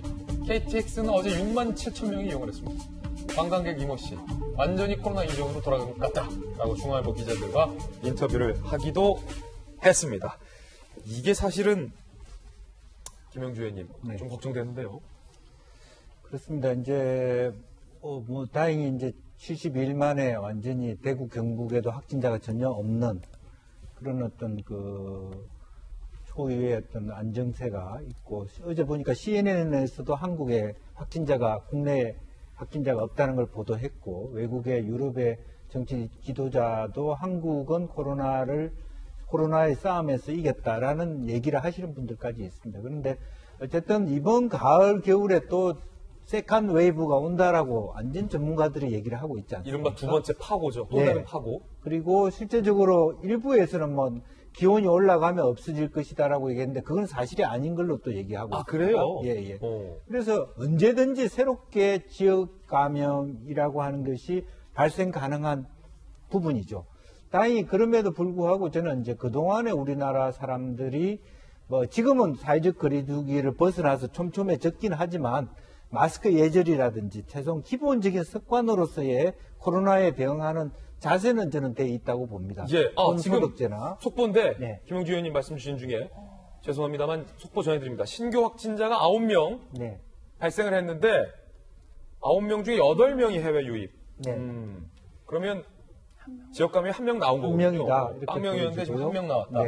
그래도 뭐 괜찮죠, 1명. 예. 그래서 기본적으로 보면 제일 처음에 이제 JP 모건에서 했던 시나리오대로 10,000명이 벗어나면서 서서히 안정세가 된다라고는 얘기할 수 있습니다만은 저희들이 걱정했던 것처럼 구로 콜센터나 이런 부분이 수도권에 대한 집단 감염 우려인데 다행히 그런 데서 벗어나고 있는 건 사실인 것 같습니다. 그럼에도 불구하고 지금 완전히 지금 보니까 저도 제주도 비행기편 호텔 가격이 그전과 거의 동일한 수준으로 바로 올라버렸습니다. 그 정도 요구가. 다른 한편으로 해외여행을 갈 수 없기 때문에 그나마도 제주도라도 가고자 하는 요구가 있을 거라고 보여지는데 어쨌든 지금 이 상태를 유지하기 위한 개인의 책임, 그런 또 지역 말하자면 지자체라든지 어떤 보건당국의 책임을 끝까지 망각해서는 안 되지 않느냐 그렇게 생각이 듭니다. 예. 근데 제가 이제 최근에 한 일주일 전에 우리 애가 해외에서 왔거든요. 아, 그래요? 괜찮습니까? 공항에 이제 마중을 나갔어요. 예. 근데 우리나라 방역이 정말 대단한 걸 느꼈어요. 공항에서 나오자마자 바로 격리를 시킵니다.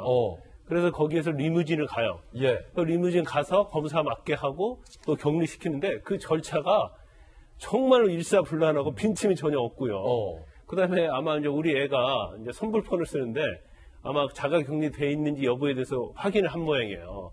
확인했는데 선불폰이 돈이 다 떨어져서 전화를 안 받는 거예요. 그래요? 그러니까 보호자인 저한테 전화가 왔더라고요. 예. 그래서 우리 애는 다 잘 지킬 거예요. 격리 중에 있으니까 걱정하지 않으셔도 됩니다. 하니까 공무원이 알았습니다. 뭐 잘 지키겠죠. 하고 끊었는데 거기서 저를 믿고 끝나는 게 아니고 김광삼을 안 믿었구나. 집을 찾아왔어요. 예. 집을 찾아와가지고 이거 김광삼을 믿은 게 아니야. 아니 이게 김광삼인지 누군지 모르죠. 예. 아버지를 안 믿은 거지. 그래서 집에 추인료 누르면 대면할 수 있잖아요. 그래서 본인이 있는지 없는지를 끝까지 확인하더라고요. 자녀분 잘 자가격리했고 또 건강하시죠? 예. 다행입니다. 전혀 문제가 없어요. 근데 제가 한 2주 전부터 이제 한가해서 가끔 자전거를 타는데 2주 전에 자전거 타러 갔는데 정말 사람 많더라고요. 그래요? 자전거 타는 사람도 많고 그다음에 잔디밭에 있는 사람이 있는데 마스크는 쓴 사람은 많은데 2m 거리두기는 잘 안 하고 있는 것 같아요. 자, 이 연휴가 끝날 때까지 좀 조심조심 하시라는 말씀 다시 한번 드리겠습니다. 왜냐하면 지금 우리나라는 다행히 안정세인데 특히 미국과 유럽에서는 아직도 여전히 코로나 공포가 실존하고 있기 때문입니다. 특히 미국, 그것도 뉴욕 한복판에 시신이 쌓여서 썩어 있다. 이게 믿기십니까? 지금 21세기 미국 뉴욕 한복판에 시신이 썩고 있다는 게 믿겨지십니까? 실제 일어났습니다. 지난달 29일 뉴욕 시민이 경찰에 신고를 했는데 장례식장 근처 트럭 2대에서 심한 악취가 난다. 경찰이 뉴욕 폴리스잖아요, 그 유명한 NYPD가 확인한 결과 트럭 안에 수십 구 시신이 가득 들어차서 썩고 있더라. 자, 이게 무슨 일일까? 뉴욕 타임즈에 이렇게 보도했습니다.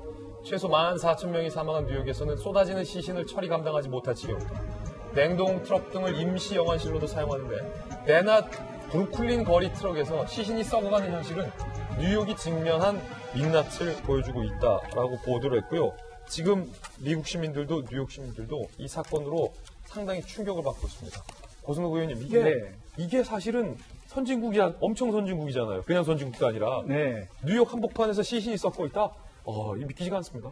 원래는 이제 장례식장에서 이제 처리하지 못하는 경우는 그 자체 냉동 시설이 있습니다. 그래서 이제 보관했다가 순서대로 이렇게 처리하는 건데 지금 화면에 보시는 저 트럭 U-홀이라고 써져 있죠. 트럭은 어떤 트럭이냐면 그 이사 갈 때 자기가 끌고 이삿짐을 싣고 가는 트럭이거든요. 그러니까 장례식장에서 자체 냉동 시설도 꽉 차서 이제 냉동 트럭을 갖다가 썼는데 냉동 트럭도 부족한 거예요. 그렇군요. 그러다 보니까 일반 그 냉동 시설도 안 된 일반 이사 트럭을 갖다가 지금 몇 개를 세워놓고 거기다가 넣어놓으니까 장례식장에서는 자기들이 얼음을 집어넣어서 좀 뭔가 냉장 상태를 유지하겠다 이렇게 말을 했지만 그게 이제 제대로 되지가 않은 거죠, 날씨가. 그렇기 때문에 지금 6월 이삿짐 트럭에서 좀 이른바 마디백, 시신을 쌓은 비닐 주머니 안에서 지금 시신들이 제대로 지금 처리되지 못하고 썩고 있는 정말 미국의 코로나 대체의 민낯이 드러나고 있는 현장이라고 볼 수가 있겠습니다. 예. 미국이 생각보다 의료 측면에서 저희가 생각하는 것보다 좀 후진적이에요. 제가 이제 미국에서 8년을 살았는데 2009년 당시에 그때 한참 신종플루가 유행을 했었어요. 그래서 저희 남편이 굉장히 증상이 있어가지고 학교 보건소를 갔는데 예.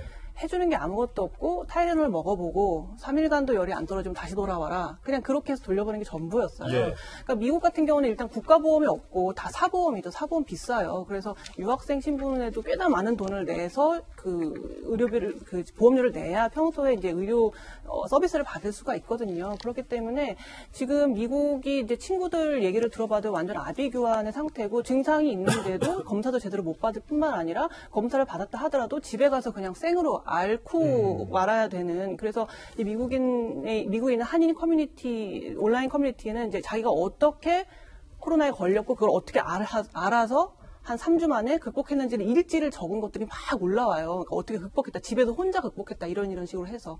그만큼 우리가 미국이 생각했던 것보다 굉장히 의료적으로 취약하고 이번 사태를 통해서 우리보다 국력도 엄청나게 강하고 경제력도 엄청나게 강한 저 강대국이 이런 부분에서 굉장히 취약했구나. 특히 의료보험이 없는 사람이 엄청 많기 때문에 그런 사람들은 그냥 죽는 것밖에 진짜 방법이 없는 그런 상황으로 알고 있습니다. 예, 이 가운데 트럼프 대통령의 사위가 위대한 성공이다라고 자화자찬을 해서 미국 내에서 빈축을 사고 있습니다.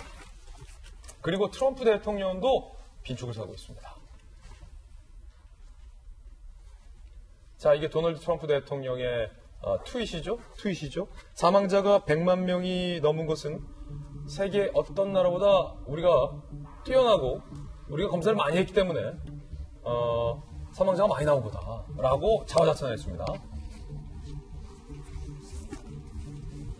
검사 건수가 많기 때문에. 자, 그리고 트럼프 대통령의 사위는 위대한 성공을 했다라고 말을 해서 지금 논란이 되고 있는데 CNN이 바로 장선 소장님 이렇게 비판했어요. 그러니까 우리나라든 미국이든 어딜 가나 이 정치인들 말 함부로 하면 이게 안 되는데 CNN 보도 내용. 미국 내에서 확진자가 100만 명을 돌파하고 사망자가 20년간 이어진 베트남전 전사자를 넘어선 다음 날 트럼프 대통령의 사위가 위대한 성공 스토리라는 얘기를 했다. 완전히 이것은 비꼬은 거죠. 기본적으로 트럼프 대통령 계속 얘기합니다. 우리는 잘해왔다. 계속 잘해왔다고 얘기를 하고 있어요. 그러면서 장밋빛 전망을 계속 내놓고 있습니다.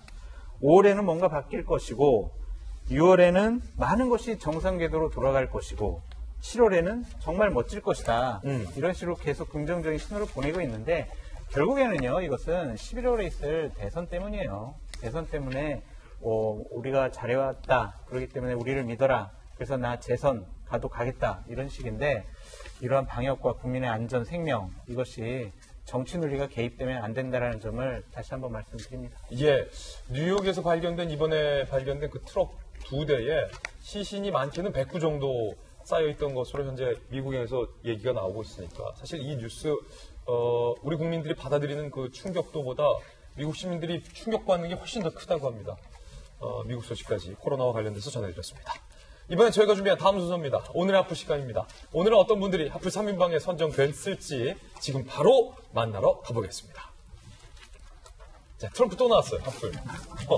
자, 두 번째 하플은요, 명동 사채왕이라고 여러분들 기억하십니까? 아, 이분 진짜 명동에서 유명한 분이었고 굉장히 악질적인 범죄 행위로 유명했던데 명동 사채왕이 오늘 하플로 왜 나왔을지. 그 세 번째 하플은요, 해운대 마린시티 앞에 지금 보시는 저 구조물, 방파제 역할을 하는 구조물인데 저거의 이름이 테트라포드라고 합니다. 그런데 저게 참 위험천만해서 이번에 또 사고가 났습니다. 어떤 사고인지도 전해드리겠습니다. 먼저 첫 번째 악플로 트럼프 대통령이 또 선정된 이유는 바로 트럼프 대통령의 이 발언 때문입니다. 오늘 한 조간신문은 아예 트럼프 대통령을 향해서 양치기다 라고 썼습니다. 거짓말을 잘한다는 거죠. 함께 보시죠. 조선일보가 양치기 트럼프라고 기사를 썼어요. 양치기 트럼프. 이번엔 또 어떤 사실과 다른 이야기를 했길래 한국의 그 주한미군의 방위비 분담금, 그러니까 방위비 분담금이라고 있습니다. 주한미군이 우리나라에 주둔하기 때문에 당연히 우리나라도 한국을 지켜주는 주한미군에 대해서 고맙고 감사하고 애쓰고 있으니까 우리가 방위비의 일정 정도를 분담을 합니다. 그건 뭐 당연하죠. 우리가 내야죠. 돈 한 푼 안 내면서 주한미군 우리 한반도에 주둔해달라. 이건 사실은 좀 아니죠. 당연히 우리가 내야 되고 미국도 같이 분담을 해줍니다. 그런데 트럼프 대통령이 당선되고 나서 우리나라와 갈등이 이 주한미군의 방위비 분담금, 한국 몫을 좀 더 내야 한다라고 트럼프는 요구하고 있고 우리나라도 올려주긴 올려줄 건데 13%인가요? 그 이상은 못 올려준다라고 지금 버티고 있는 상황이다. 이게 사실 백그라운드 상황이라는 거 설명드리고서 트럼프의 이 발언을 보시면 더욱더 이해하시기 편할 겁니다. 오늘 트럼프 대통령의 이번 발언, 한국이 더 많은 돈을 내기로 합의했다. 금액은 안 알려줄 거야. 라고 로이터 통신과 얘기를 했습니다. 그런데 청와대는요, 야, 뭔 소리야. 아직 합의된 거 없어. 트럼프 특유의 협상 스타일이 다시 나온 것 뿐이다. 가로 열고 저거 거짓말이다. 라고 얘기한 거죠. 합의한 거 없다라는 말은 트럼프 대통령이 거짓말하고 있다. 블러핑을 하고 있다는 거죠. 복수의 정부 관계자는요, 한미 수석 대표 간 일상소통을 제외하면 유의미한 협상 관련 소통은 일단은 멈춰있는 상태다라고 이야기를 하기도 했습니다. 사실은 김수경 교수님이 통일 문제, 북한 문제 전문가시잖아요. 통일연구원에서 오랫동안 연구하시고 계신데 방위비 분담금이 사실은 좀 애매한 문제이긴 해요. 민감한 문제고 국민 정서와도 연관된 문제인데 제가 앞서서 계속 이제 이런 백그라운드 설명을 드린 이유가 방위비 분담금은 주한미군이 있는 한 우리도 내야 하는 거잖아요. 근데 물가도 오르고 주한미군의 장비도 복잡해짐에 따라서 북한의 위협, 사실은 육차 핵실험도 하고 ICBM도 쏜 마당에 주한미군의 장비도 더욱더 첨단화될 수밖에 없으니까 방위비 분담금도 자연스럽게 올라갈 수밖에 없는데 이제 한미 간에 그걸 어떻게 지혜롭게 조율하느냐가 사실은 관건인 거죠. 트럼프 대통령은 일단 기본적으로 이제 사업가 출신이잖아요. 그러니까 이제 모든 딜이라는 게 이분은 이제 부동산을 딜하는 거나 방위비 분담금을 딜하는 거나 크게 맥락이 다르지 않은 것 같아요. 그러니까 이런 정치적인 방위비 분담금 같은 것들을 이제 조정할 때는 뭐 우리가 동맹 관계 여러 가지 정치적 맥락들, 문맥들이 이제 고려돼야 되는데 이분은 약간 좀 경제적인 논리로 이제 지르는 거죠. 합의했다. 너 많이 주기로 합의했잖아. 이런 식으로. 그리고 이제 그 트위터의 표현이, 그러니까 consent가 아니고 agree라는 표현을 썼다고 해요. 예, agree라는 거는 대충의 방향이나 그런 기조에 대해서 동의를 했다는 거지 정확하게 계약 관계에서 어떤 것에 동의했다 이렇게 보기는 어렵거든요. 그래서 이제 좀 크게 이제 그런 쪽으로 했잖아, 얘기했잖아 식으로 한번 던진 것 같아요. 이런 식으로. 그러니까 아닌 말고식이다. 아닌 말고인 거죠. 뭐 양치기라는 표현이 너무 심한지는 모르겠지만 이분이 여태까지 협상해온 스타일이 좀 이런 것 같아요. 이제 한번 던져보고 저쪽에서 어떻게 나오는지 보고 아 그래 그러면 좀 이렇게 또 조정을 하고. 근데 이제 한국 정부에서는 당연히 마지막 합의가 완전히 될 때까지는 아무것도 합의되는 것이 없는 게 협상의 원칙이다. 그렇기 때문에 우리는 아직 합의된 게 없고 아까도 말씀하신 지만 가로 열고 이건 거짓말이다 이렇게 이제 얘기를 한 거나 마찬가지죠. 그래서 너무 이 트럼프의 그 발언에 물론 미국 대통령의 발언에 우리가 이제 무시를 할 수는 없지만 이렇게 그냥 트위터에 올라오는 이런 식의 계속 올라오는 글들에 너무 하나하나 1대1로 이렇게 대응할 필요는 없는 것 같아요. 한번 질러본 것 같습니다. 한번 질러본 것 같다. 아니 김영주 의원님 우리가 또 우방이잖아요. 한미가 물론 여러 가지 어떤 대한민국 내에서의 권력 레짐의 변화도 있었고 남북이든 미국 내에서의 어떤 리더십도 과거의 전통적인 어떤 그런 우방 관계 물론 과거에도 돈이 중요한 문제였긴 하지만 그래도 옛날에는 그런 게 있었잖아요. 야 그래 돈이 중요하지만 그래도 돈보다는 프렌드십 우리의 어떤 엘라이 동맹 관계가 중요하다. 한국이지 않냐. 우리 저는 뭐 이런 게 있잖아요. 우리 군대 갔다 온. 그러니까 우방 관계라고 얘기하기에는 지금 폭이 너무 커요. 양국가의 주장 폭이. 트럼프 대통령은 실제로 보면 6조 1천억 가까이 50억 달러를 내달라 그러고 너무 부른다. 작년에 우리가 8.2% 인상해 1조 3천억 정도 올렸는데 이번에 13%면 2년 연속 합하면 22% 인상이라 1조 3천억까지 하면 우리가 얘기하는 거 주장하는 1조 5천억 정도 수준이면 적절하다고 생각하는데 트럼프는 6조를 내달라. 그 폭이 너무 큽니다.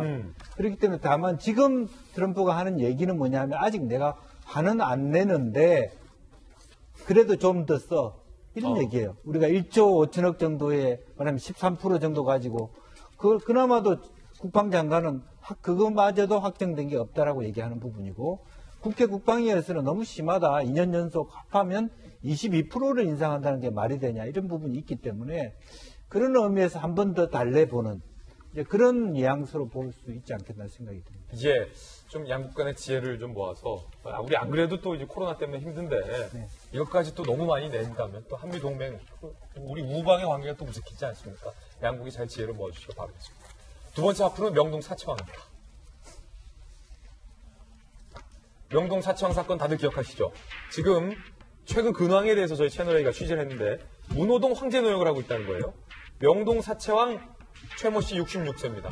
코스닥 상장사에 높은 이자로 거액을 빌려준 뒤 못 갚을 시에는 상습, 감금, 협박. 야, 세상이 어느 때인데 그 고리 사채 빌려주고 코스닥 상장사한테 그것도 못 갚으면은 가두고 협박하고 이랬다는 겁니다.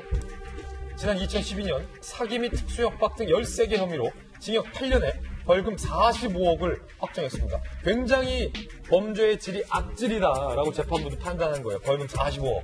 얼마나 많이 뜯어냈으면. 그렇죠? 그런데 이 최 씨는 황당하게도 나 벌금 납부 못한다. 노역형으로 때우겠다라고 버티고 있고 만기 출소일인 지난달 3일 이후인데 집에 안 가고 노역형으로 때우겠다고 감옥에 있어요. 집에 안 가고 벌금 안 내겠다. 그런데 단 한 번도 노역에 참여하지 않았다. 그럼에도 불구하고 평일 하루 노역대를 900만 원씩 인정받고 있다는 겁니다. 일하지 않고도. 문호독으로 현재까지 1억 8천만 원의 벌금을 납부했다고 합니다. 야, 참 기가 찹니다. 교정본부 관계자의 설명 들어볼까요? 최 씨의 건강과 나이, 서울구치소 작업장 부족 등 이유로 노역에서 제외됐다라고 설명을 하고 있는데 아니 고승덕 변호사님 판사님이었잖아요. 네. 아니 지금 안 그래도 힘든 사람들 팔 뒤로 꺾어서 고리대금 받았던 그래서 벌금 45억 확정 받았는데 만기 출소 지나고 집도 안 가요. 근데 이렇게 그냥 허무하게 벌금 탕감해 줄 겁니까? 그래서 이제 판결문에서 벌금 이제 45억 원을 선고하면서 이것을 내지 않는 경우는 500일 동안 노역장에 유치한다 이렇게 판결을 하다 보니까 45억 나누기 500일 하면은 하루가 이제 900만 원 일당이 돼버리는 거죠. 야. 그런데 이제 더 기가 막힌 건 서울구치소가 이 노역할 사람의 어떤 작업장이 부족하다 보니까 노역도 안 하고 그냥 거저먹고 500일 지나면 45억 원을 때우는 지금 그런 지금 현실이 벌어지게 된 겁니다. 예전에 어른들이 뭐 이게 좋은 표현일지 모르겠습니다만 탱자라는 표현을 쓰잖아요. 탱자. 그러니까 아마 탱자 아닙니까? 그 속에서 정말 탱자거릴 뿐만 아니라 아마 사식 이렇게 반입하면서 잘 먹고 있을 수도 있습니다. 뭐 이건 제 개인적인 추측이고. 그런데 이런 일이 이제 벌어지게 된 이유가 뭐냐면 그나마 옛날에는 이제 그 벌금 안 낼 경우에 3년 이하의 노역장 유치라고 하다 보니까 판사가 며칠 하든지 상관이 없었어요. 그래서 이제 어떤 경우는 뭐 하루가 심지어는 1억이 될 수도 있는 그런 그 일이 벌어지다 보니까 그 몇 년 전에 법을 고쳐가지고 예를 들어서 이제 이건 경우에 45억인데요. 5억에서 50억 사이는 최소한도 500일 이상을 선고하라 이렇게 한 거예요.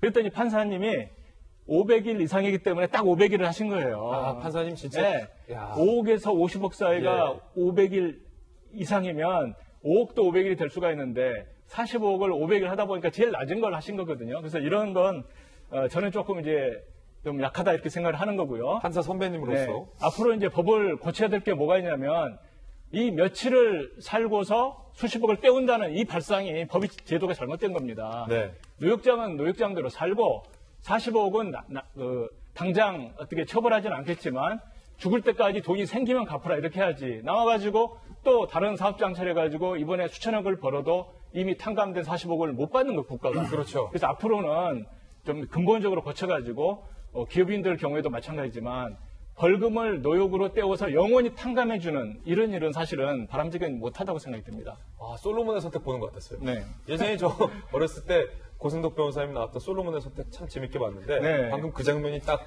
저기 돼서 코너 한번 저희 돌직구쇼에서 만들지 한번 생각해 보겠습니다. 세 번째 앞을 소식 소개해드립니다. 부산으로 가보겠습니다.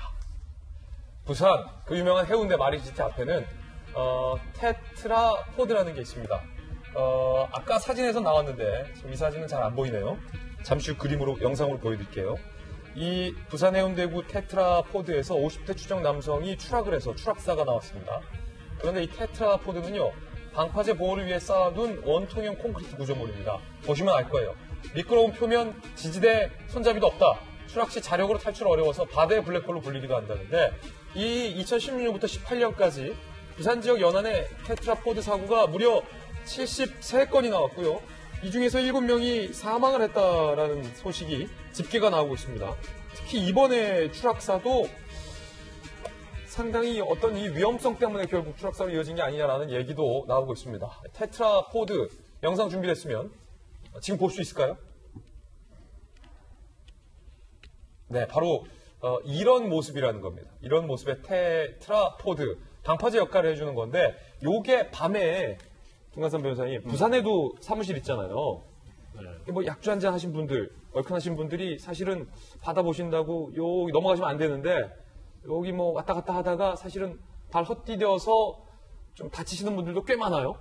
일반 이제 방파제를 보호하기 위해서 이제 테트라포드라고 콘크리트 구조물인데, 이거 가보면 아시겠지만 이게 엄청나게 이게 부피가 큽니다. 커요.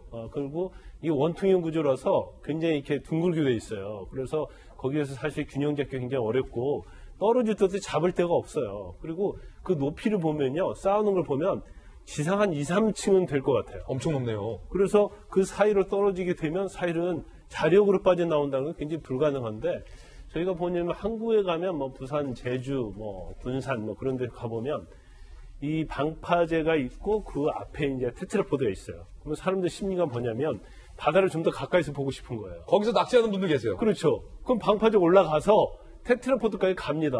그러면 거기서 낚시를 하는데 거기서 바로 나오잖아, 잘못하면, 예. 잘못하면 떨어지면 완전히 정말로 생명을 잃을 수 있는 굉장히 위험한 지역이에요. 그래서 아마 그런데 이제 대부분 보면 그 경고 문구 그런 건 거의 없더라고요. 그러니까 써놓으면 작게 뭐 올라가지 마세요. 그 정도는 돼 있는데, 저는 볼 때는 근본적으로 접근을 할 수 없게 만들어야 한다고 봅니다. 그래서 그걸 이제 누가 와서 계속 감시할 수는 없잖아요.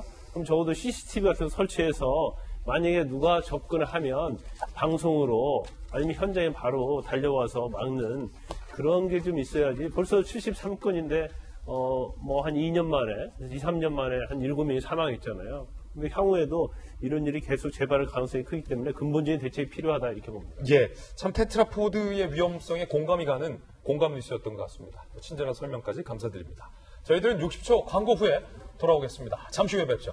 네, 오늘 근로자의 날에 저희가 한번 준비한 뉴스들 전해드렸는데, 참 오늘 개인적으로 장수 소장님, 이 안타까운 뉴스들이 좀 있었어요. 특히 이제 근로자분들이 2000 사고 때 대부분의 근로자들이 참 하청업체 근로자였다는 것, 특히 이제 아들과 아버지가 동시에 희생된 사연이랄지 이런 것들 사실은 무거운 마음이 좀 있네요.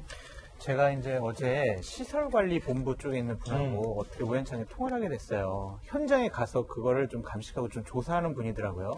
그래서 어떠냐 그랬더니 너무 처참한 광경이 뭐냐면 시신 9구가 정말 형체를 알아볼 수가 없대요. 예.